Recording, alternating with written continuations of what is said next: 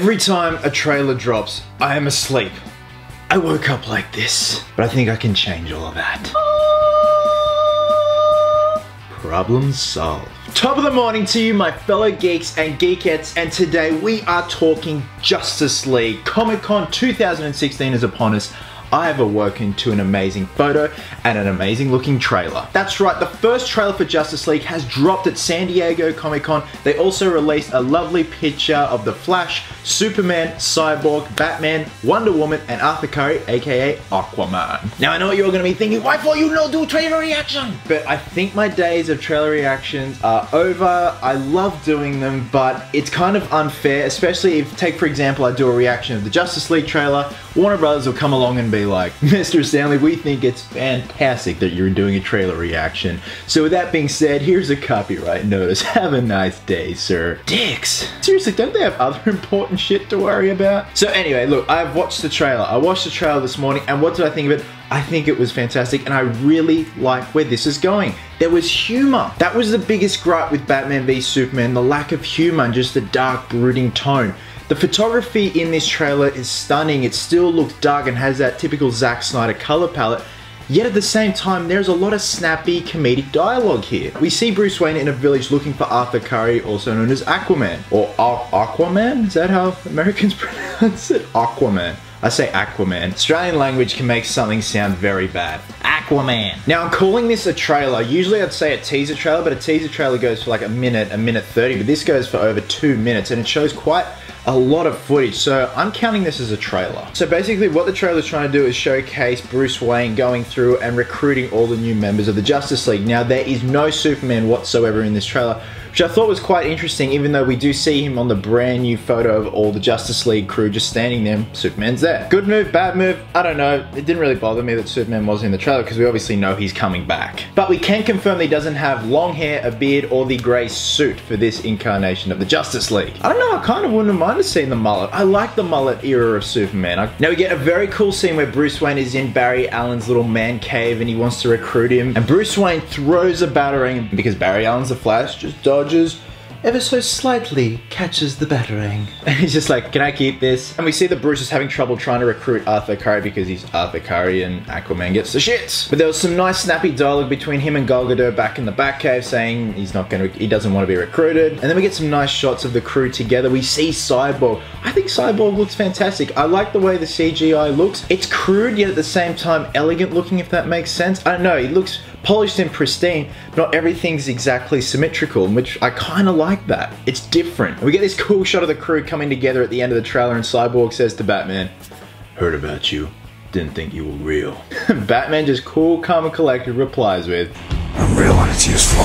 So overall guys, this trailer left me wanting more, which is what a trailer is supposed to do. They have upped the comedy in this. They've obviously learned their lesson from Batman v Superman. They've taken that into consideration, which is what I like. The photography looks amazing. There are some beautiful shots in this trailer, especially when it comes to Aquaman. I don't know, I think I'm really going to enjoy his scenes, and I'm really looking forward to see how Jason Momoa portrays the character. Now, apart from getting an amazing looking trailer, we also got an official image of the Justice League. So I thought I'd do a breakdown of the brand new suits, what I think, what's changed and all that jazz. So with that being said, let's take a look at what we got. Now I'm going to be going from left to right. So first off, let's start off with Ezra Miller's Barry Allen the Flash. I think this suit looks fantastic. I think Michael Wilkinson, the costume designer, said it consisted of about 140 odd separate pieces, and it looks beautiful. It's definitely got the aerodynamic, sleek look to it. It's got the Thunderbolt chest logo.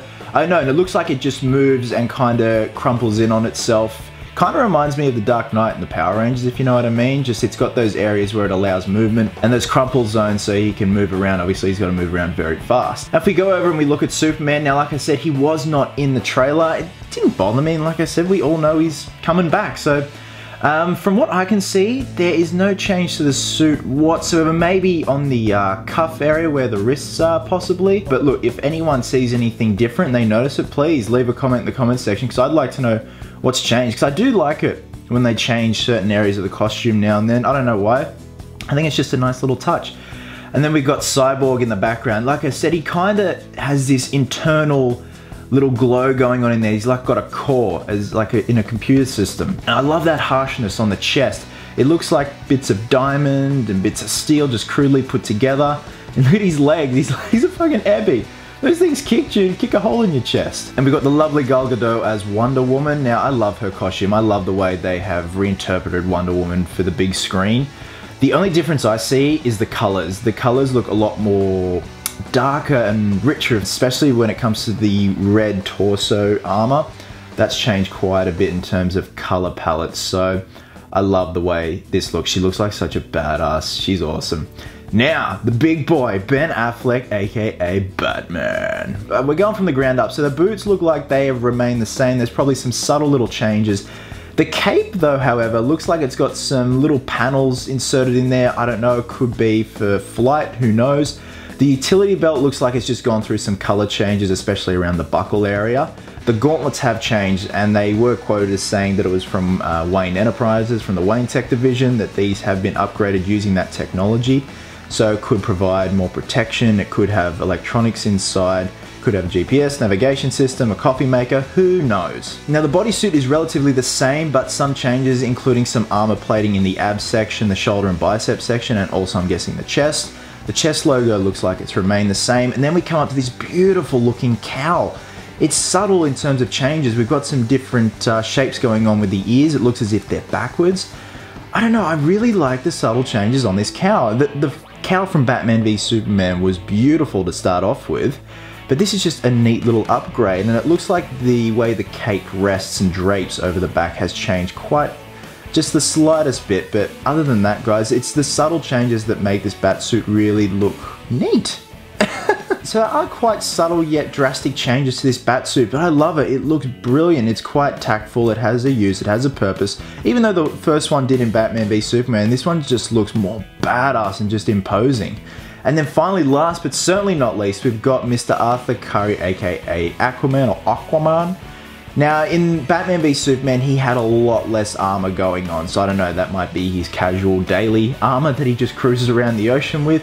But here, he's got a full suit of armor. It just looks like if it's scales and it's quite ancient, it probably dates back to his ancestors. This is just a beautiful example of costuming and design and bringing a comic book character to life. I really like the color. It's just that deep, deep green and just those golds and yellows. They all look beautiful. And he's got contact lenses in. That was nice. I didn't even think about that until I saw the trailer that he's wearing contact lenses, and it looks quite good for the character. He's kind of got that mystery about him, and you don't know whether he's going to rip your head off or shake your hand. So guys, that is my breakdown of the brand new Justice League trailer and the brand new Justice League suits. I've got a good feeling about this. It's left me wanting more. I'm going to try and take everything with a grain of salt. But for now, I think this looks fantastic. Even though there was an absence of Superman in the trailer, it didn't bother me. So yeah, Comic-Con 2016 has been pretty eventful. We also got the Wonder Woman trailer, we got a brand new Suicide Squad trailer, the preview of all the Sideshow collectible stuff, the Hot Toys stuff, the NECA stuff. Holy shit, the quarter scale NECA 1990 Teenage Mutant Ninja Turtles, the first movie figures. I'm all over that shit. The boys look awesome. So thanks very much for watching, guys. Like I said, drop a comment below and let me know your thoughts on the trailer and the brand new suits. Hope you guys are happy. Hope you guys are well. Be safe, be silly, and until next time, geeks, please always remember, cosplayers do it best.